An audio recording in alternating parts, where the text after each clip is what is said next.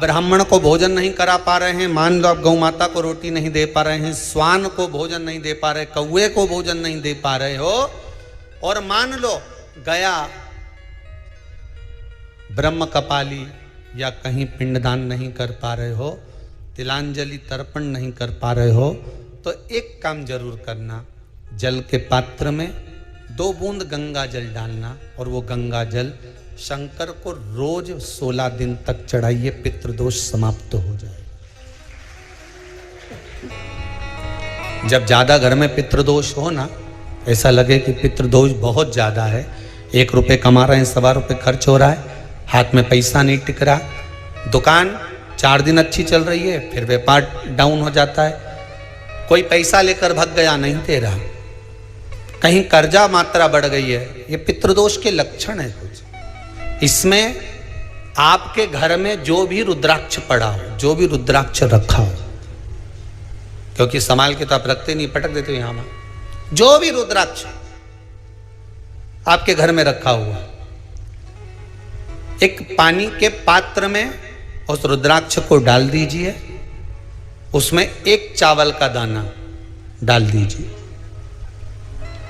महाराज, परिंदा जहां होता है, मटका, हंडा या रसोई घर में आपका जो पानी भरने का स्थान होता है, जिसको आरो वारो क्या क्या लगा के रखते हो, उसी के कहीं पास में उस कलश को रख दीजिए, ऊपर से उसको ढक दीजिए।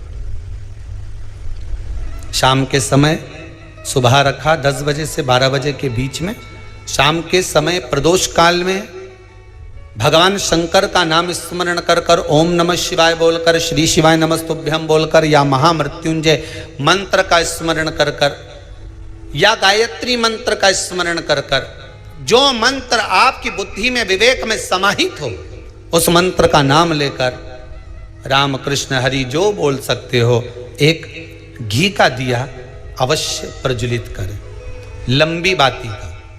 कौन सी बाती का?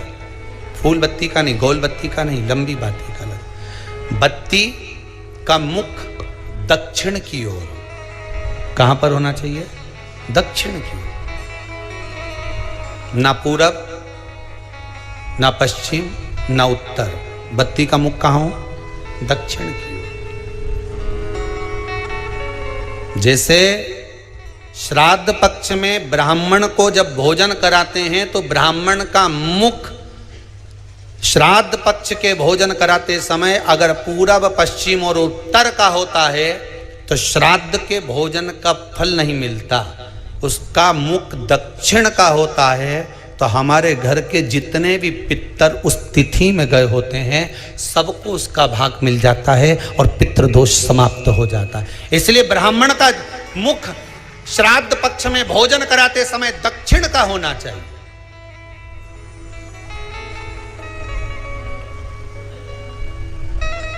ब्राह्मण का मुख दक्षिण का हो।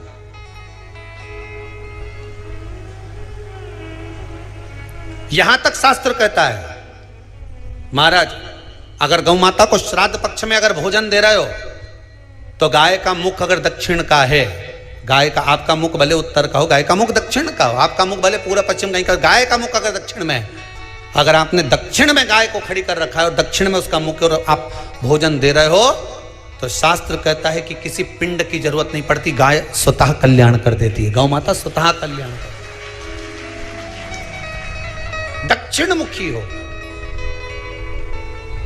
तो दिए की जो बाती का मुख कहां होना चाहिए? दक्षिण का। और दक्षिण का मुख हमारा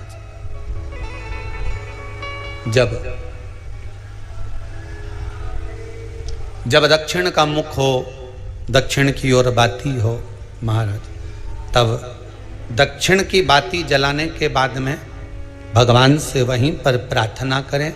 जो कलश रखा है उसके ऊपर जो प्लेट रखी है, ढाका गया है, वहाँ अपना सीधा हाथ रखें और अपने पूर्वजों का, अपने पितरों का स्मरण करें कि मेरे धन को लेकर कोई चले गया, मेरा व्यापार ऐसा चल रहा है, मेरा घर में बच्चों का विवाह नहीं हो रहा, या घर में इतनी अशांति है या तकलीफ है या कष्ट है, ये सब का स्मरण कर कर उस कलश को रात्रि भर रखे रहने दें।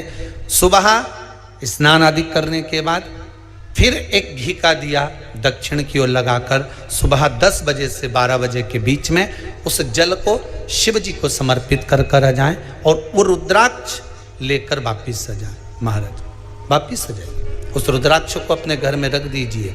वर्ष भर वो रुद्राक्ष आपको कभी बीमारी से नहीं घिरने देगा, कभी किसी जगह खड्डे में नहीं जाने देगा, वो उन्नति की ओर ही बढ़ाएगा। भले कोई भी रुद्राक्ष हो, 1 मुखी से लेकर 14 मुखी, 20 मुखी, 18 मुखी, जो रुद्राक्ष आपके पास में, आप तो उसका स्मरण करिए। आप उसका स्मरण करिए। आपको लगता है कहीं कहीं कि मेरे पितर मुझ पर क्रोध कर रहे हैं, आपको कभी कभी लगे कि मेरे ऊपर पितृ दोष लगा हुआ है या पितरों का श्राप लगा हुआ है, या हमारे यहाँ पर लोग अधोगति में ज़्यादा मर जाते हैं, हमारे यहाँ ये काम ज़्यादा हो जाता है, तो निवेदन है, श्राद्ध पक्ष चल रहा है, प्रयास करिएगा। एक चावल की कटोरी में, कटोरी के अंदर थोड़ा सा चावल रख लीजिए कच्चा, उस चावल की कटोरी में एक बेलपत्र, थोड़ी सी दुर्वा बांधकर पानी का मटका, परिंडा या जहां अपना रसोई घर में जल रखते हो, उस कटोरी को वहां पर 2 दिन 3 दिन तक रख दो। वैसे तो 16 दिन रखो ज़्यादा अच्छा था, पर जो दिन अपने को मालूम है 2-3 दिन उसको रख दीजिए। घी का दिया लगाइए। 3 दिन के बाद में उस दुर्वा को, उस बेलपत्र को शिव बाबा को समर्पित कर दो। चावल पूरे घर में घुमाने के बाद चिड़िया को या नदी में या किसी जीव को प्रदान कर दो। महाराज, पितृदोष के निवारण का सुंदर तरीका। कल आपको वो काम नहीं हो रहा है, बहुत दिनों से आप प्रयास कर रहे हो और काम अटका पड़ा हुआ है, तो प्रयास करना। जल के पात्र में थोड़ा सा शहद, गंगा जल उसमें डालकर, ये जो श्राद्ध पक्ष चल रहा है, जिस समय पर, जिस श्राद्ध पक्ष के अंतर्गत, श्राद्ध पक्ष में एक पात्र में जल लेकर उसमें थोड़ा सा शहद, गंगा जल डालकर भगवान शंकर को कुंदकेश्वर महादेव के नाम से, कौन से महादेव? कुंदकेश्वर, क्योंकि विदल और उत्पल, इन दोनों असुरों ने, राक्षसों ने जब बहुत उपद्रव मचाया, ठीक है, जब बहुत उपद्रव मचाया, तब माता जगतजननी के कहने पर कुंदुक का प्रहार कर कर इन दोनों राक्षसों का संहार करा था। तो शिवजी का नाम कुंदकेश्वर पड़ गया था।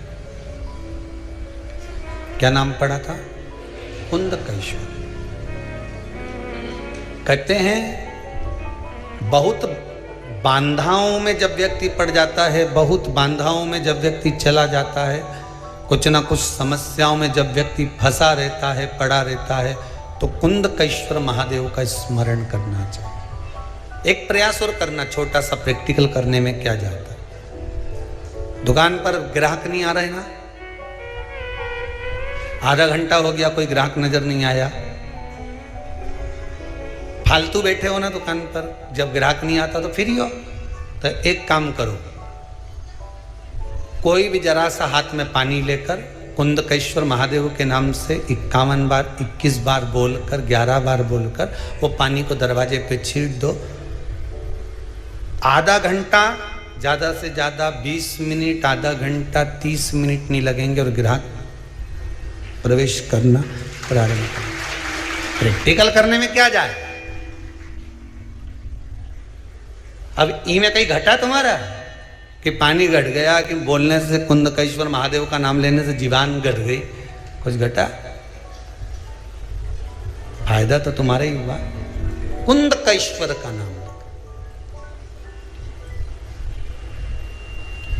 कोई काम अटक रहा है, शहद जल के पात्र में डालिए और थोड़ा सा गंगा जल डालकर इसी श्राद्ध पक्ष में किसी भी दिन जब तुम्हारा मन पड़े तब शंकर जी को समर्पित कर और साथ में एक लोटा पानी, एक कलश जल का अलग से लेकर जाओ। जब शहद का जल शंकर जी को समर्पित कर दो, उसके बाद सादा जल शंकर जी को अवश्य समर्पित करके। शहद का जल बांधाओं को हर लेता है, बांधा को हरता है। हम तो कई बार बच्चों से कहते हैं, अगर कोई बच्चा कंपटीशन एग्जाम में बैठ रहा है, इंटरव्यू दे रहा है या कोई एग्जाम में नहीं निकल रहा है, तो प्रयास करना बेलपत्री का जो बीच वाला पत्ता होता है, इस पत्ते पर शहद लगाकर हथेली में रखकर अंगूठे से इसको इस तरह से दबाकर शिव जी के कुंदकेश्वर महादेव का नाम लेकर अपनी मनोकामना कर शंकर भगवान का जो शिवलिंग है, उस शिवलिंग पर इस बेलपत्री के पत्ते को चिपकाकर आ जा और एग्जाम देने जा।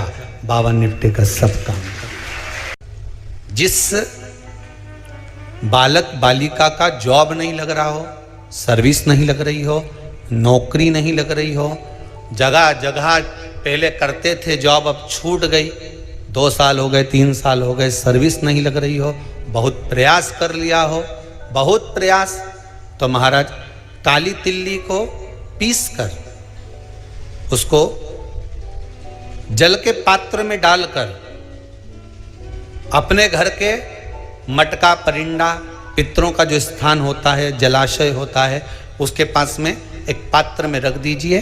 बेलपत्री या बट का पेड़ या पीपल का पेड़, इस वृक्ष के नीचे एक रात्रि तक रखे रहने के बाद में दूसरे दिन अपनी कामना कर, जिनका जॉब नहीं लग रहा, सर्विस नहीं लग रही, नौकरी नहीं लग रही या कहीं उलझने उत्पन्न हो रही है, उस व्यक्ति को हाथ में ले जाकर उस पात्र का जल, 3 वृक्ष पितरों के तुल्य हैं। कल की कथा में कहा था, पहला बेलपत्री का, दूसरा पीपल का, तीसरा बड का, ये 3 पितरों के तुल्य हैं। इन 3 में से किसी भी वृक्ष के नीचे उस काली तिल के जल को समर्पित कर दीजिए। महाराज बाबा चाहेगा, भोलेनाथ जी चाहेगा तो 3 महीने में कहीं ना कहीं योग बना ही देगा, ये पक्का।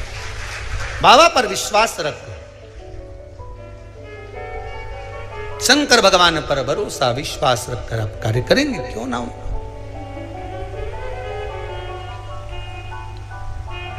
श्राद्ध पक्ष में महाराज पीपल के पेड़ के नीचे मात्र काली तिल्ली का पानी ही डाल देने से पितृदोष का निवारण हो जाता है।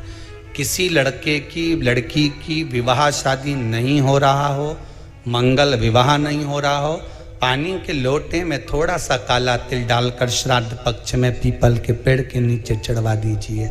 महाराज पितरों की शांति होती है, घर में मंगल कार्य होता है, मंगल कार्य हो जाता है, पितृदोष का निवारण होता है।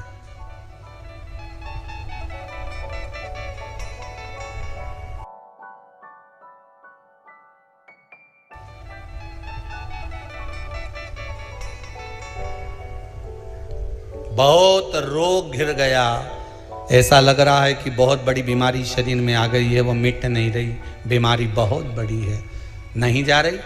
सरसों का फूल भगवान शंकर को चढ़ाना प्रारंभ कर दो। सरसों तो आप अपने घर के अंदर भी बो सकते हो, उसमें पीला फूल ही जाता है, शिव जी को चढ़ाना चालू कर दो, बीमारी समाप्त होना प्रारंभ। शिव को समर्पित किया गया एक एक भाग, एक एक भाग। महाराज लगे ऐसा कि घर में शांति नहीं है, सुख लक्ष्मी तो है, परिवार भी छोटा है पर शांति नहीं। जब देखो जब किसी ना किसी का मुंह चलता रहे, क्रोध में बोलते रहें, शब्दों के तीर चलते रहें, शांति नहीं है। प्रयास करिए। श्राद्ध पक्ष में जिस समय पर ब्राह्मण को भोजन करने के लिए बिठाएं, या श्राद्ध पक्ष के अंतर्गत ब्राह्मण जब घर में भोजन ग्रहण कर रहा हो, उस समय पर थोड़ा सा कोई सुगंधित पदार्थ, इत्र आदि, पानी के मटके के पास, परिंडे के पास में, जलाशय के पास में उस इत्र को थोड़ा सा कोई रुई में रखकर छोड़ दीजिए। घर में कभी क्लेश नहीं हो सकता, शांत का माहौल हो जाए। पितृपक्ष में किया जाता, पितृपक्ष। और एक बात और अच्छे से ध्यान रखिएगा, आप ब्राह्मण को भोजन कराएं ना कराएं, आपने धूप छोड़ी ना छोड़ी वो पता नहीं, गाय को रोटी दी ना दी, स्वान को भोजन दिया ना दिया, कौवे को भोजन दिया ना दिया, चलेगा। पर जिस दिन अमावस्या के दिन पितृपक्ष समाप्त हो, उस दिन प्रदोष काल में, प्रदोष के समय पर, प्रदोष काल में शाम के समय पर जाकर किसी भी नदी, तालाब, बावड़ी, कुआं, कहीं ना कहीं जो आपके पास में हो, वहां पर एक घी का दिया, बत्ती का मुंह दक्षिण की ओर कर कर अवश्य जला कर जाना। सारे पितृदोष समाप्त हो जाएगा, सारा पितृदोष समाप्त। अमावस्या के दिन किसी भी जलाशय के पास में, नदी, तालाब, बावड़ी, कुआं, जो आपके शहर में, आपके गांव में, आपके नगर में हो, वहां जाकर लगा दे। अगर नदी, तालाब, बावड़ी, कुआं नहीं है तो पीपल का वृक्ष हो या बेलपत्री का वृक्ष हो या बट का वृक्ष हो, उसके नीचे लगा दो प्रदोष काल में। पर अमावस्या के दिन लगाएं जरूर। क्यों? क्योंकि अमावस्या 16 दिन तक पितृ मृत्यु लोक में आने के बाद में भोजन ग्रहण करते हैं। अमावस्या के दिन पितृ शाम के समय प्रदोष काल में शंकर भगवान का नाम जाप कर कर नदी, तालाब, बावड़ी पर पानी पीने जाते हैं। वहां से जल का आचमन कर कर पितृ अपने लोक को चले जाते हैं प्रदोष काल के समय पर। इसलिए प्रदोष काल में जलाशय के पास में, बावड़ी, कुआं, नदी, तालाब के किनारे पर दिया लगाया जाता है दक्षिण की ओर मुख कर कर बत्ती का। तो पितृ आशीर्वाद देते हुए जाते हैं कि फलो फूलो, आगे बढ़ो, उन्नति करो, तरक्की करो। ये पितरों का आशीर्वाद रहता है, पितरों का वर रहता है। आप देंगे उसको मिलेगा, कुछ करा ना करा। फिर अमावस्या के दिन, जिस दिन पितृपक्ष समाप्त हो, उस दिन दिया दक्षिण की ओर बाती का मुख कर कर लगा। महाराज एक बात बहुत अच्छे से समझ लीजिए, जिसके घर में क्लेश होता हो, अशांति रहती हो, क्लेश रहता हो, या छोटी छोटी बात पर विवाद चालू हो जाता हो, या पति पत्नी में, परिवार में, सास बहू आदि कादिक में कहीं ना कहीं कुछ अगर विवाद रहता हो, तो शास्त्र कहता है ऐसा बेलपत्री की डंडी रहती है ना, बहुत ध्यान दीजिएगा महाराज। श्राद्ध पक्ष की कथा चल रही है, शिव महापुराण आज विराम की ओर है, ध्यान दीजिएगा। जैसे ये बेलपत्री की जो डंडी होती है, डंडी का जो भाग होता है बेलपत्री की, ऐसा बेलपत्री की 7 भाग ले लो, मतलब बेलपत्री 7 ले लीजिए। 7 बेलपत्र लेकर कच्चा जो सूत होता है ना, कच्चा सूत जो जानते हो पेड़ पौधे में माताएं लपेटती हैं, धागा जो होता है ना सफ़ेद कलर का कच्चा धागा, जो बड़ में, पीपल में और आंवला आदि में लपेटा जाता है, कच्चा सूत, उसको शंकर भगवान और माता पार्वती का स्मरण कर कर नंदी के, जो नंदी होता है, नंदी के राइट भाग में, नंदी का एक पांव ऊंचा होता है, आपने देखा होगा आगे का पांव ऊंचा होता है, बैठते समय नंदी का एक पांव ऊंचा है, एक पांव नीचे की हो जाता है। तो नंदी का जहां पांव ऊंचा है, उस ऊंचे पांव के पास में बैठना है। कच्चे सूत पर उस बेलपत्री के जो 7 गुच्छ हैं, 7 जो बेलपत्री के भाग हैं, 7 बेलपत्री हैं, उसको अपना नाम गोत्र स्मरण कर कर उस कच्चे सूत को लपेटना है। महाराज लाल कलर का चंदन उस बेलपत्री के पत्ते में जो अग्रभाग होता है, सबसे आगे का भाग, सातों में लाल चंदन लगाना है। महाराज उस चंदन को लगाकर आप प्रदोष के दिन, प्रदोष काल में शंकर भगवान को समर्पित अगर करते हैं तो जिस घर का गोत्र बोला है उस घर में कभी क्लेश नहीं हो सकता, वो शांति का अनुभव कर, उसमें क्लेश नहीं हो सकता।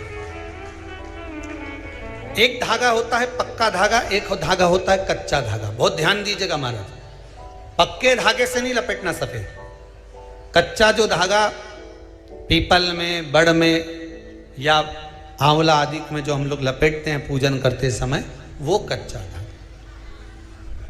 और एक बात और आपको कहने, ध्यान दीजिएगा, अगर मान लो किसी पति पत्नी का तलाक तक की नौबत हो गई और तलाक नहीं कराना है, आपस में वापिस प्रेम बढ़ जाए, छोरी वापिस घर में रहे, बेटा उसको रखे, बहू रहे, आपस में प्रेम बढ़े, वो भले मायके चली गई हो, वो भले लड़का छोड़कर चले गया हो, अकेली रह रही हो और चाहती है कि मैं पति के साथ रहना है, तलाक नहीं होना चाहिए, हम दोनों में प्रेम रहे, वो संभाले मेरे को भी और मैं भी आदर करूं, वो भी आदर करे।